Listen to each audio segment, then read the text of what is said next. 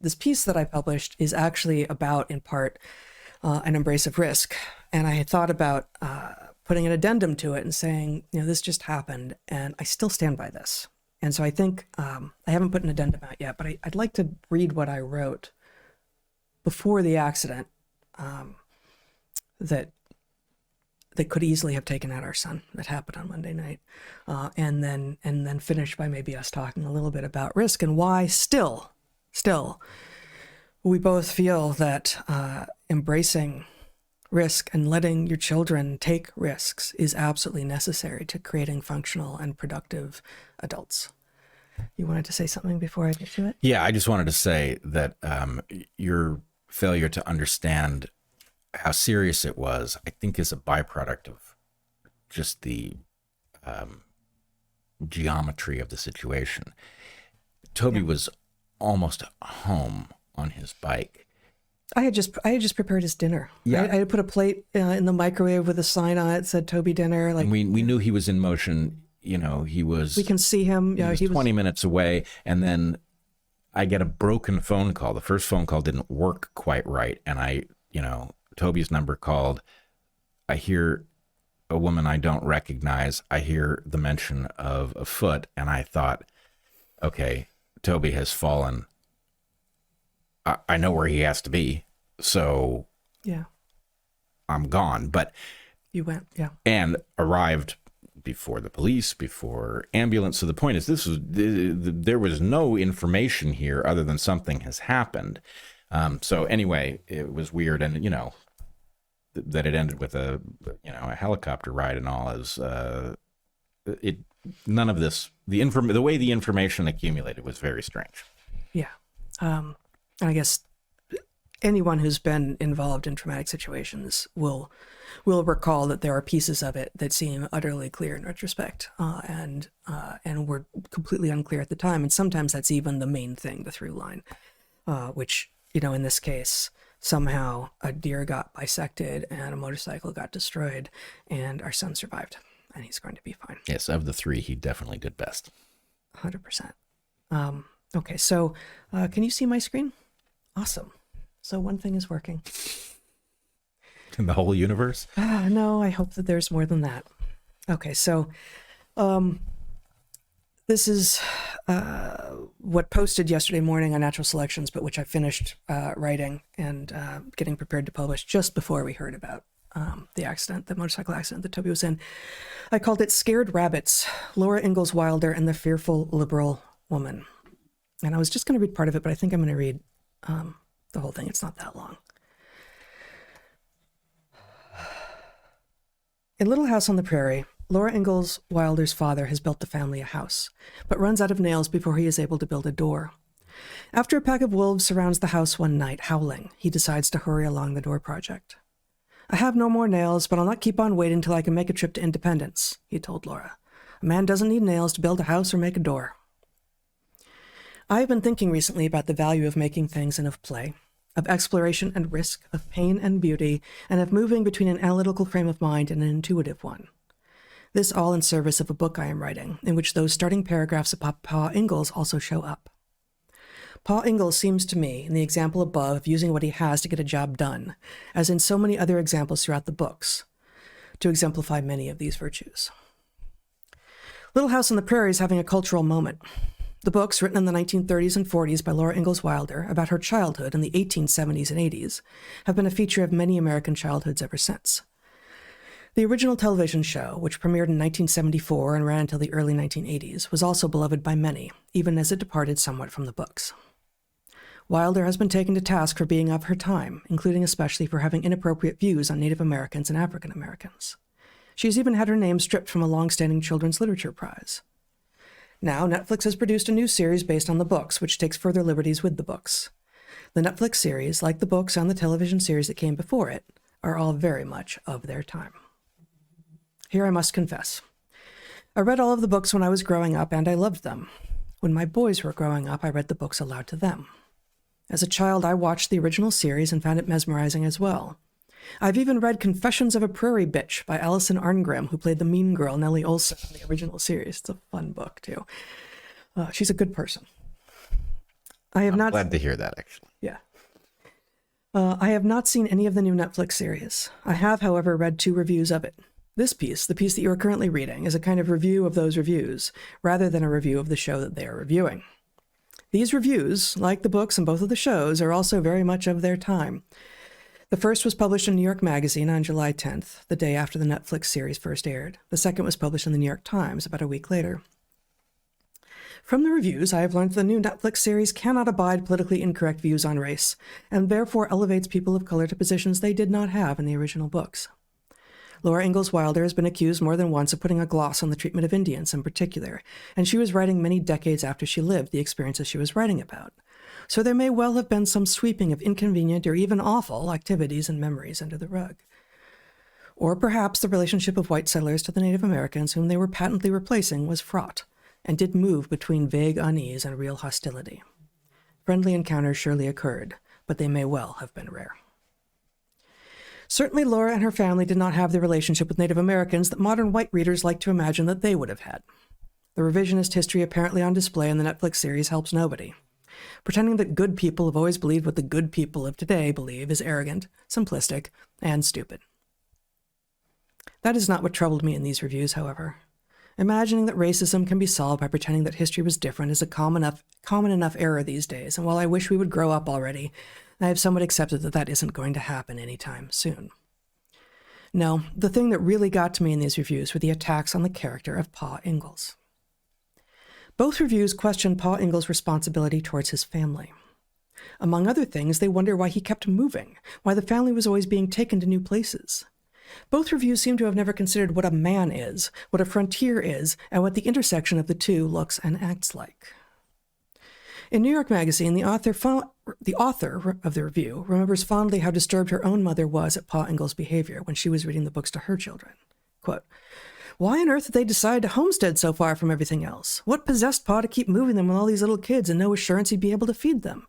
Memorably, our reading reached a chapter from the long winter, which included an illustration of Pa with a 1,000-yard stare, bundled up in many layers of clothing, trying to twist haystacks into sticks because they'd run out of fuel to burn. Why won't this idiot move back to town?" my mother said. That's from the New York Magazine review on July 10th.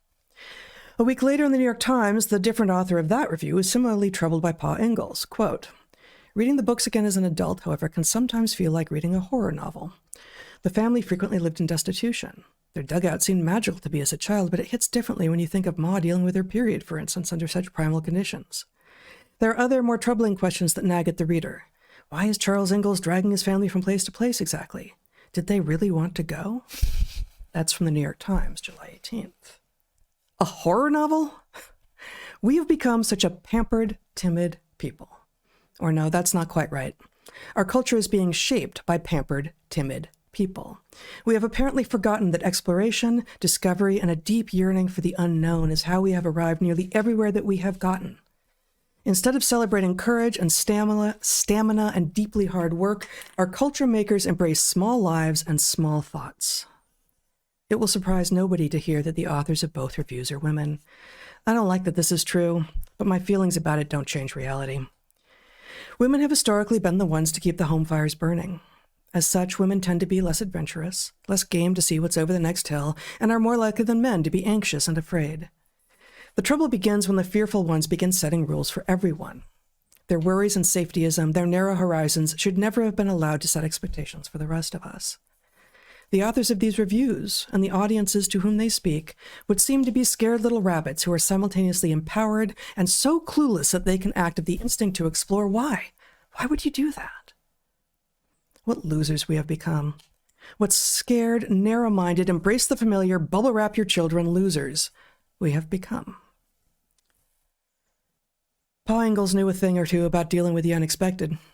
He was a problem solver and a man of skill and creativity. Modernity has smoothed many of life's rough edges away. We have been given a pureed version of reality, one in which nature's variety is blended into uniformity. This way we know what to expect. It's useful in some things, but even if you appreciate sidewalks, for instance, you can also recognize that trails are beautiful things, beautiful and instructive. We should not default to uniformity, for down that path lies loss. Loss of skill, loss of appetite, loss of drive. Take risks, ask questions, do not be bound by the lines drawn on the ground or by the voices that tell you what path is safe. Be bound by the lines only when it is best for you and those around you, when it is the right thing to do, and when it means being true to yourself. A life without challenge, without risk, is a life that disappears into a dull haze almost as quickly as it comes into existence. Was Paul Ingalls chasing something he could never find? I don't read him that way, but I suppose it's possible. What he was definitely doing was exploring frontiers with his living family, who were adventuring right along with him. Every single one of us comes from a long line of explorers, people who took risks and through a combination of skill and luck found a path that worked. We would all do well to follow our courage, not our fears. So that's a little hard to read 36 hours after our son almost died on a motorcycle. But I would not change his adventurous, generous, charismatic, risk-taking spirit. If we had bubble wrapped him, if we had told him to live a life of fear, or simply demonstrated to him that that was the way that we lived and that that was therefore how it is to live, this wouldn't have happened to him last 2 nights ago. But he would also not be the young man that he is, the man that he is becoming. He is smart and beautiful and beloved and so capable of so many things. I cannot imagine losing him. I'm still trembling from the thought. I do think he's out of the woods now. I do think he is safe. It's going to be a while for him to be whole again, but I think he's going to be okay. And yet, it is still the right move to encourage your children to adventure on this earth, to imagine what's over the next horizon, to consider what isn't known, and to try to know it. Far better than the alternative, actually. Yeah, that is a beautiful piece. It goes many deep places, and yeah, it's a particularly interesting moment to have to confront that. But you know, we have said, I believe we say in the book, that it is impossible to raise a child properly without exposing them to the risk that you will lose them. Yes, we do. We absolutely say that in Hunter Gatherer's Guide. And the reason for that is because if you are going to be an adult who is capable of managing risk, it is because you will have encountered risk. And if it always goes well, then that's not enough risk. So the point is, it has to go wrong some fraction of the time in order for you to understand many things. You know, how you're going to crash. How do you crash to minimize the harm, right? We don't spend enough time training. Driver's training involves how not to crash. It doesn't involve how to crash, though it clearly should. If you're a pilot, it sure does. But, so I've never come up with the right substitute term, but the term I use is the theory of close calls, that basically close calls exist in like a normal distribution from trivial to, catastrophic. And most of your close calls are somewhere in the middle, but it is by watching them populate, the dots show up on the graph, that you come to understand what the risks in life are like, what the risks in the activity you've chosen are like, and therefore how to manage them. If you're having a bunch of, near-death experiences in which you're not injured, the lesson is not that you are doing something right. The lesson is that can only go on so long before the dice are going to come up wrong for you. Yeah, what tends to follow the injunction to hold my beer is often not smart adventuring, not smart risk-taking. It's buffoonery. Right. That's not what we're advocating for. Right. At all. So, the people you admire, and specifically the men you admire, are ones that correctly understand the risks. They don't lie to themselves about them. It's not, untutored bravado. It's insight. And the thing that I want to get back to, though, is you point to this mindset, like, well, why didn't Pa just go back to town where it was safe? As if that's even an option. They right. failed to understand everything about the moment these people were living in. But it's like you in one sentence how do you tell me that your education was a total failure and that you don't know anything, right? Because, okay, Yeah. town. Yeah. How did town become town? Well, some pioneer went out on a frontier and established a thing, and then people gathered there because the spring was good or the hills protected you from enemies or whatever. But the point is, there's a town there because there wasn't one and somebody started one who by definition did the thing you're telling Pa not to do. And what's more, it's not just a human thing either. Yes, One of the other things in our book that is very important for people to understand is that life proceeds by finding frontiers, and that those frontiers are an indication of great potential profit at risk.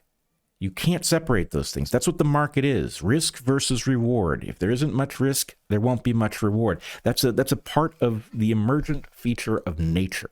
And so you are effectively looking at 3.5 billion years of evolution that produced the miracle that is you, and asking, well, wasn't there a lot of risk involved there? Why'd you all do it? And it's like, well, stop it. You don't speak for humanity. Nobody's inviting you to the frontier because you'd be useless and you'd be a hazard. But don't tell other people don't go to the frontier, and don't mock them if it goes wrong. People who go to the frontier, understanding that there is risk, don't always do okay. But the ones that do are the ones that make history. And so did you spot none of that in questioning what a truly brave, obviously compassionate family man was doing on the frontier? Did you really not spot it? Was this just about figuring out what you were going to say that was going to make the girls at the cocktail party laugh? Like, it's insane.